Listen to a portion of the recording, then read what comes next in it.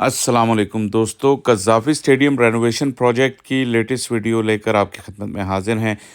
मोहसिन नकवी ने बिल्कुल अलसुबह दौरा किया और बड़ा हंगामी दौरा किया, हमेशा की तरह जो होता है इनका।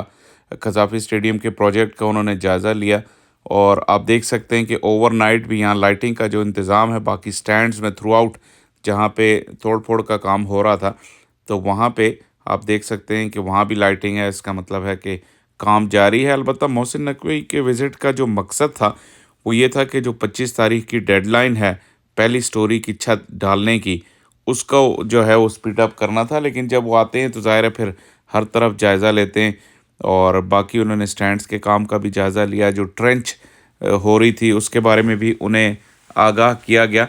लेकिन मेन मकसद, जैसे मैंने कहा कि मेन बिल्डिंग पर अब फ़ोकस हो गया है, क्योंकि बाकी काम ऐसा लगता है कि एक स्ट्रीम लाइन में आ गए हैं और वो अपनी रफ़्तार से जारी हैं।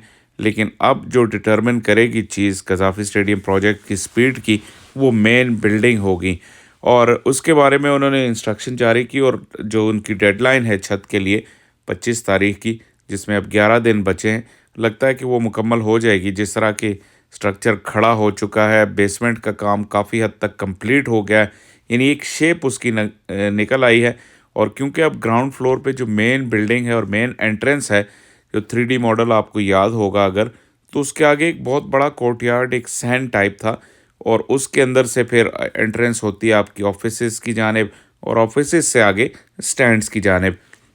आप देख सकते हैं कि कहीं न कहीं ग्राउंड फ्लोर पे ये जो आपको पिक्चर नज़र आ रही है, इसमें आपको नज़र आ रहा है कि वो जो मेन एंट्रेंस है और उसके इर्द-गिर्द वो जो एंट्रेंसेज़, छोटी एंट्रेंसेज़ थी, उसकी कुछ शेप अप होते नज़र आ रही हैं। बीम और जो पिलर हैं, वो आपको बता रहे हैं कि कैसा स्ट्रक्चर होगा। ज़ाहिर है अभी तो बहुत अर्ली है, हम कंपैरिज़न्स कर नहीं सकते उस 3D मॉडल के साथ।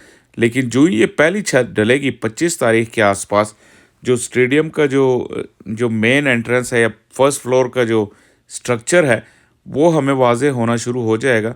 तो फिर हम कंपैरिज़न कर सकेंगे कि वो जो 3D मॉडल हम शुरू से आपको दिखाते चले आ रहे हैं, जो पीसीबी ने खुद रिवील किया था, कि उसके मुताबिक कितने उसमें से जो है एग्जीक्यूशन कितने परसेंट उस मॉडल के मुताबिक हो रही है। ज़ाहिर है कि ये एंट्रेंस अगर आप देख रहे हैं, मुझे तो लग रहा है कि ये मेन एंट्रेंस ही है और इसके आगे पीछे या दाएं-बाएं जो है, ये छोटे-छोटे आपको वो नज़र आ रहे हैं, कॉरिडोर्स टाइप नज़र आ रहे हैं, जो कि बन सकते हैं। लेकिन अभी देखते हैं जब छत डलेगी। और छत के लिए तैयारी आप देख सकते हैं कि काफ़ी हो गई है और जिस स्पीड से काम हो रहा है, तो मैंने अपनी पिछली वीडियो में भी आपको कहा था कि मुझे तो अब ये शक रहा नहीं कि ये काम वक्त पे मुकम्मल नहीं होगा। हाँ, अलबत्ता जो इसकी क्वालिटी या फिनिशिंग है, उसके बारे में जितना कम टाइम है, तो उसको 100% एग्जीक्यूट करना, वो जो है अभी भी एक सवालिया निशान है।